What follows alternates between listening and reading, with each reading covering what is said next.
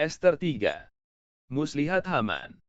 Sesudah peristiwa-peristiwa ini maka Haman putra Hamedata, Bani Agag, dikaruniailah kebesaran oleh Raja Ahasweros, dan pangkatnya dinaikkan, serta kedudukannya ditetapkan di atas semua pembesar yang ada di hadapan Baginda.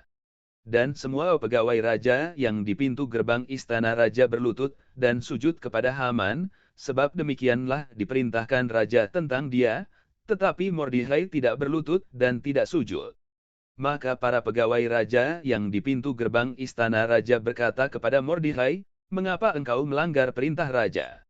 Setelah mereka menegur dia berhari-hari dengan tidak didengarkannya juga, maka hal itu diberitahukan merekalah kepada Haman untuk melihat, apakah sikap Mordekhai itu dapat tetap, sebab dia telah menceritakan kepada mereka, bahwa dia Bani Yahudi.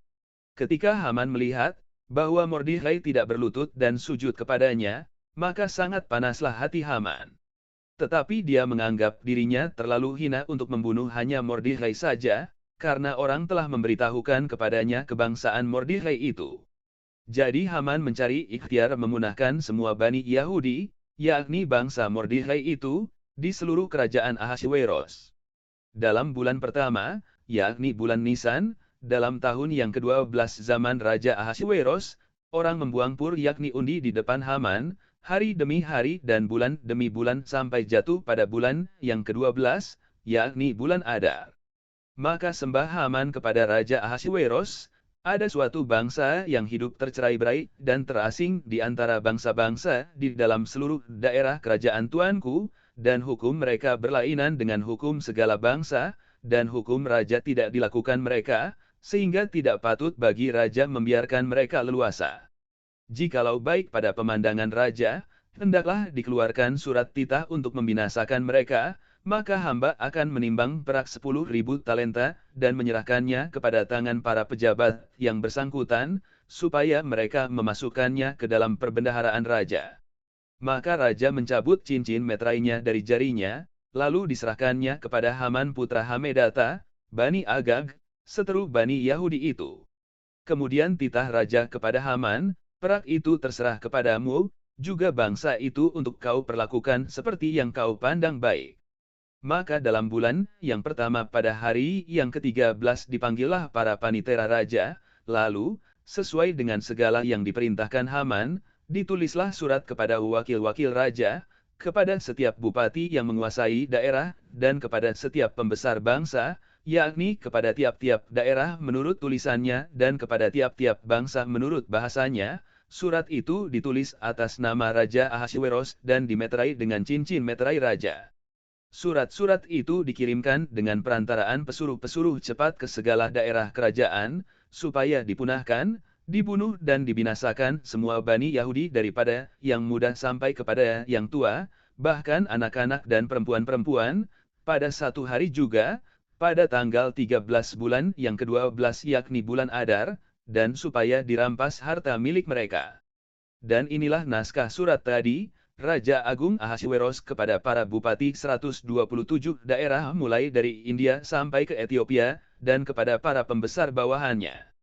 Meskipun aku telah mengepalai banyak bangsa dan menguasai dunia semesta, namun aku tidak mau diseret oleh kecongkakan atas kekuasaan itu.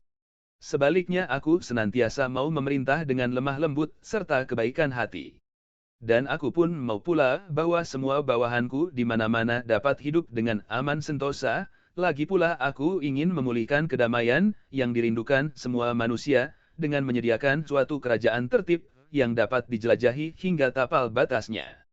Ketika aku menanyakan kepada Dewan Penasehatku bagaimana hal tersebut dapat diusahakan sebaik-baiknya, maka Haman, yang di kalangan kita sungguh ulung karena kebijaksanaannya, dan yang sudah terbuktilah kebaktiannya yang tetap, serta kesetiaannya yang kuat, dan yang memegang jabatan kedua dalam kerajaan, telah menunjukkan kepada kami bahwa di tengah-tengah semua bangsa di dunia bercampurlah suatu bangsa bermusuh yang dalam hukumnya bertentangan dengan tiap-tiap bangsa lain, dan yang selalu menghina titah raja, sehingga pemerintahan yang kami pimpin tanpa celah tidaklah lancar jalannya.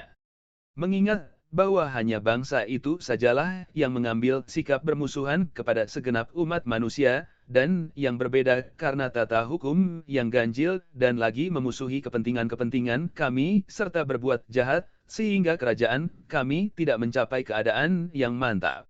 Maka kami telah bertitah, supaya orang yang ditunjukkan bagimu dalam surat Haman, yang telah diserahi tugas memimpin urusan kami, dan yang menjadi bapa kami yang kedua, dimusnahkan semuanya dari muka bumi dengan pedang musuh tanpa kenal kasihan atau sayang, termasuk istri-istri serta anak-anak mereka.